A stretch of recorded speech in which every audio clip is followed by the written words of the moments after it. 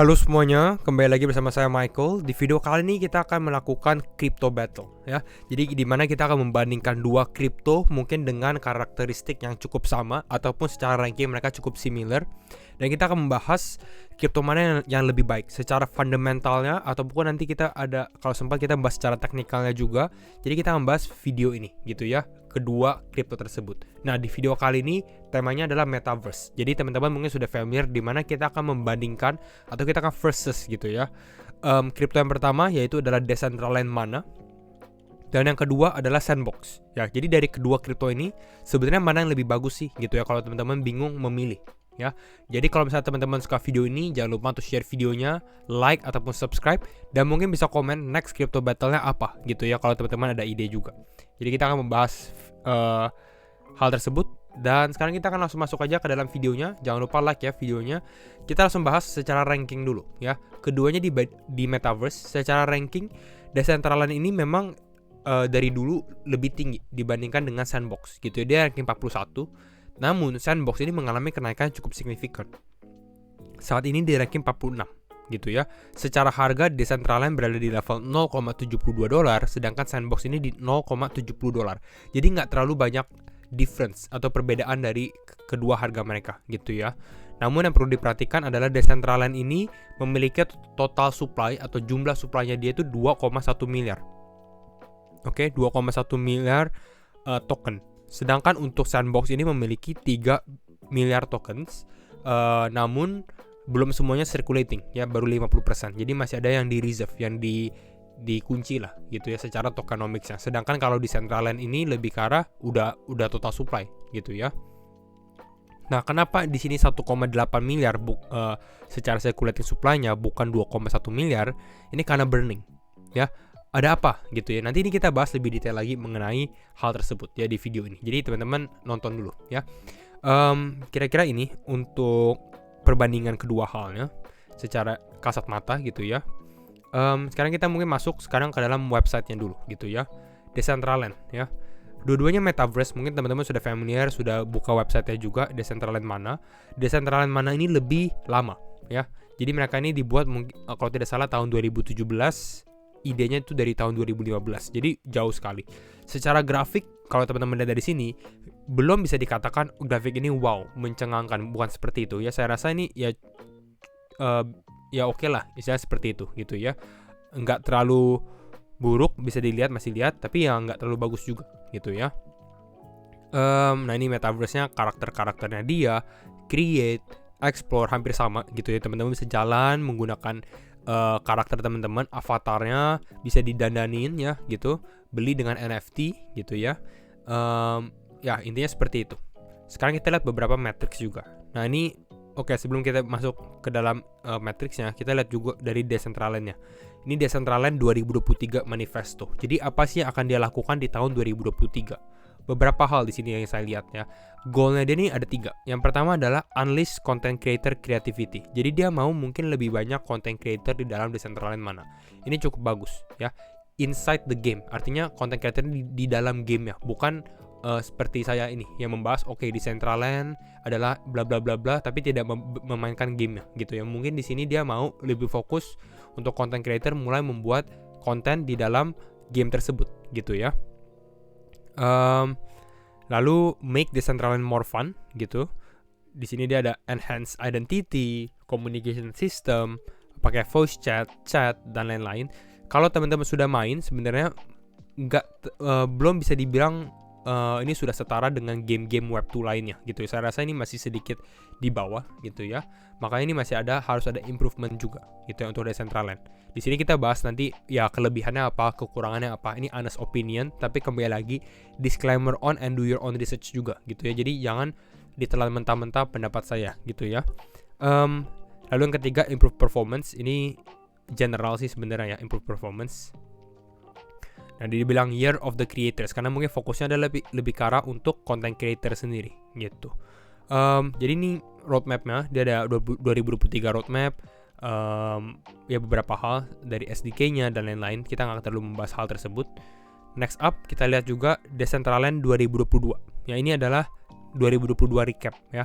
Kalau 2021 bisa dikatakan a great year untuk metaverse, di mana metaverse ini mengalami kenaikan yang signifikan.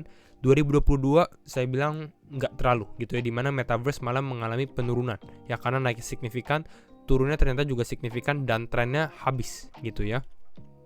Jadi kalau kita lihat secara matrix di sini, secara NFT-nya ini lumayan bagus, di mana ada 440% kenaikan year on year-nya ya. Jadi ini growing. NFT-nya mungkin user yang di dalam Decentraland kan, kalau misalnya mau beli baju, beli celana, istilah seperti itu mereka belinya dalam bentuk ERC-721 token, yaitu bisa dibilang NFT juga ya. Namun secara active address-nya ini naiknya hanya 13% lah year on year ya. Jadi nggak terlalu banyak, nggak terlalu besar gitu ya. Secara wearable sold-nya ini juga mengalami kenaikan. Ini yang kita bilang ya, karena NFT-nya mungkin dengan wearable sendiri, item-item ya, makanya ini kenaikannya hampir sama, 400% dan 500%. Jadi intinya ini untuk Decentraland. Next kita lihat lagi di sini. Nah, secara holdings ya, Decentraland ini menarik. Kenapa? Karena dia menjadi salah satu kripto yang di holding oleh para paus, para whale ya. The top 2000 Ethereum whales ya, top 2000. Berarti yang whale-nya banyak. Salah satunya adalah mereka hold Mana ya, tokennya Mana. Begitu pula dengan Grayscale ya. Kalau teman-teman sudah familiar dengan Grayscale, ini dia juga ada Grayscale Decentraland Trust. Kalau Sandbox nggak ada, Grayscale Sandbox Trust itu tidak ada ya. Artinya ya, kalau misalnya Grayscale bisa membuat trust tersebut, mereka juga ada holding di Mana, seperti itu ya. Ada 13,3 juta AUM atau Asset Under Management-nya, walaupun secara 12 bulan ini mengalami penurunan 72%.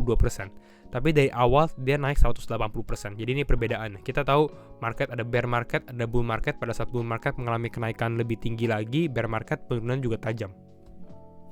Jadi kira-kira ini untuk Decentraland. Kelebihannya apa? Kelebihannya dari kedua tersebut adalah oke, dipegang para whale, artinya ya mungkin mereka juga support Decentraland seperti itu ya, di hold buat whale ataupun Grayscale. Tapi kekurangannya adalah kalau misalnya whale tersebut decide atau mengambil keputusan untuk menjual holdingsnya mereka, artinya apa? Artinya mereka bisa mengambil atau mengalami penurunan yang cukup besar juga gitu. Jadi ini bisa dibilang pedang bermata dua. Bisa disupport, yes, tapi bisa juga jadi buruk gitu ya. Ini untuk Decentraland. Ini untuk mereka punya marketplace kalau teman-teman lihat.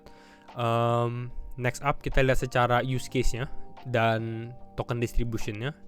Kita lihat dari sini. Decentraland has been in development dari 2015 ya, launchingnya 2017. Di sini dia launchingnya menggunakan ICO, initial coin offering. Lalu kita lihat juga di sini ICO 40%, team allocation-nya 20% ya, lumayan. Ini cukup normal. Community incentivized 20%, oke. Development team and early contributors 20%. Secara tokenomics-nya ini simple ya. Kenapa simple? Mungkin dikarenakan ini masih di tahun 2015, 2017. Nggak terlalu banyak kripto yang ada gitu ya. Jadi ini cukup simple. Pembagiannya 40, 20, 20, 20 gitu. Nah, secara use case, mereka Decentraland Mana ini ada dua. Yaitu adalah untuk utility token, artinya ada kegunaannya, dan juga ada governance tokennya. Nah, ini yang tadi kita bahas. Kenapa secara total supply-nya dia mengalami penurunan perbandingannya. Nah, kalau kita lihat dari sini, the more land players purchase, jadi lebih banyak land atau tanah gitu ya, bisa dibilang plot land gitu ya yang dibeli, the more mana project the burns. Jadi mananya di burn seperti itu. Lalu di sini lihat juga the project enforce a 25% token burn on every transaction that takes place on Decentraland Marketplace. Jadi kalau misalnya orang-orang beli NFT, beli baju, beli item lah bisa dibilang, itu udah burning juga gitu. Makanya ini mungkin yang membuat Mana ini saya rasa cukup menarik secara tokenomics ya. Ada burning mekanismenya, artinya apa? Supply-nya berkurang, satu Mana itu menjadi lebih langka gitu. Jadi ini ya untuk Decentraland. Sandbox hampir sama ya, ini lebih karena untuk metaverse juga. Matrixnya juga kalau kita perhatikan juga similar dengan Decentraland, mengalami penurunan. Di sini ini di kuartal 2 2022 ya. Ini saya ketemu yang paling recent itu di kuartal 2 kuartal 3 2022 ya. Dimana memang kita lihat kuartal 1 masih cukup tinggi ya secara salesnya. Ini untuk non-land, artinya bukan untuk tanahnya ya. Namun teman-teman bisa lihat perbandingan di kuartal 2 mengalami penurunan drastis gitu ya. kuartal 3 ini mengalami kenaikan, tapi ya ini naiknya 293%. Tapi kalau kita bandingkan dengan yang di kuartal 1 2022 ataupun kuartal 4, ini masih cukup jauh gitu. Nah ini kalau land, ini buat tanahnya juga mengalami penurunan. Di kuartal 3 justru turun, artinya orang-orang nggak terlalu membeli land, membeli tanah, tapi mungkin lebih membeli item untuk player-player yang aktif gitu ya.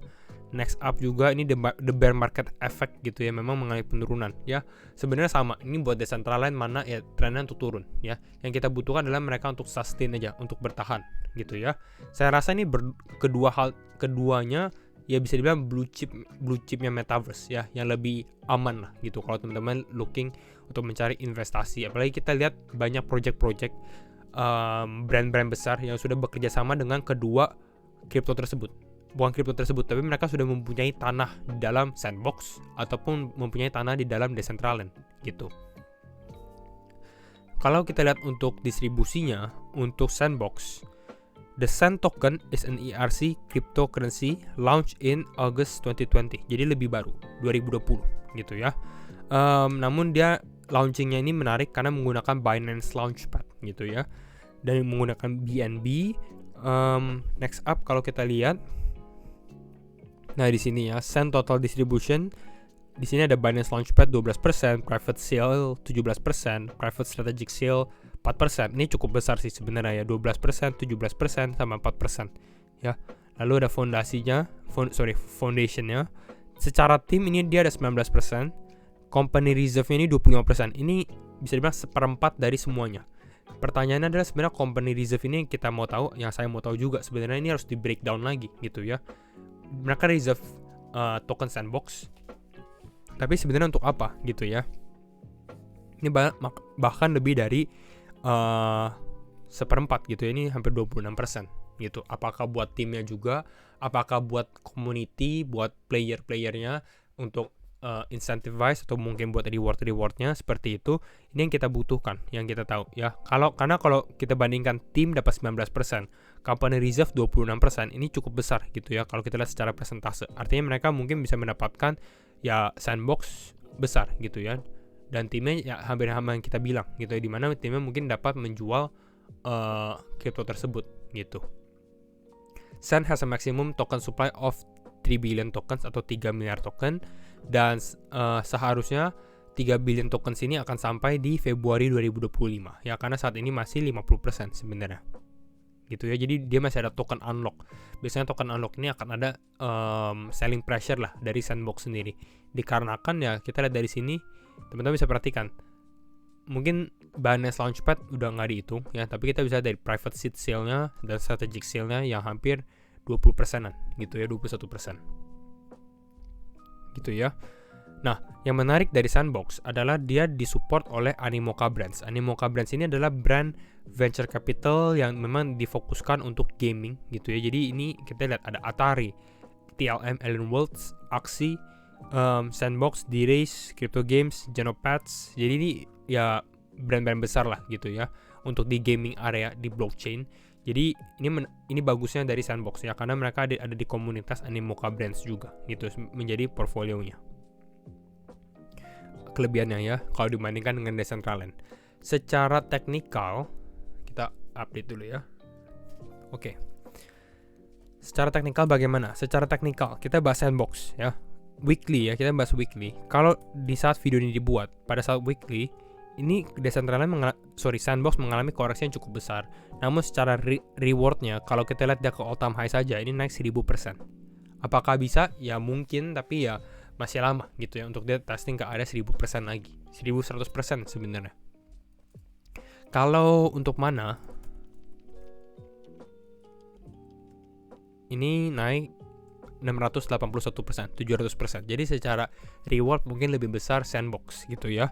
Keduanya hampir sama untuk saat ini, dimana mereka baru aja mengalami breakout gitu secara weekly-nya. Walaupun saya sempat mention juga kalau teman-teman lihat di video, ini ditakutkan di awal 2022 memang kita mengalami kenaikan, tapi nanti kita lihat di bulan 2, bulan 3 mungkin ada potensi koreksi terlebih dahulu gitu. Jadi jangan terlalu rush gitu, jangan terlalu terburu-buru juga. Tetap juga disclaimer on and do your own research gitu ya. Ini Sandbox juga mengalami hal yang sama, mana ya? Sandbox USDT. Nah di sini ya juga mengenai breakoutnya sama, hampir mirip sih secara grafik ya, tapi mungkin secara rewardnya ke all time high Sandbox lebih menarik. Nah jadi overall itu untuk update keduanya, Sandbox dan juga Decentraland. Apa yang saya pilih, saya rasa keduanya tetap sama. Mungkin kalau saya harus pilih secara fundamental, saya lebih sukain mana, Decentraland mana gitu ya. Secara teknikal, Sandbox ini menarik juga dengan rewardnya yang cukup besar gitu ya. Jadi teman-teman tinggal milih aja Sandbox ataupun mana. Ya, jadi kalau misalnya teman-teman suka video ini, jangan lupa untuk share videonya, like ataupun subscribe. Dan sekali lagi, thank you semua for watching, and see you in the next video. Bye-bye.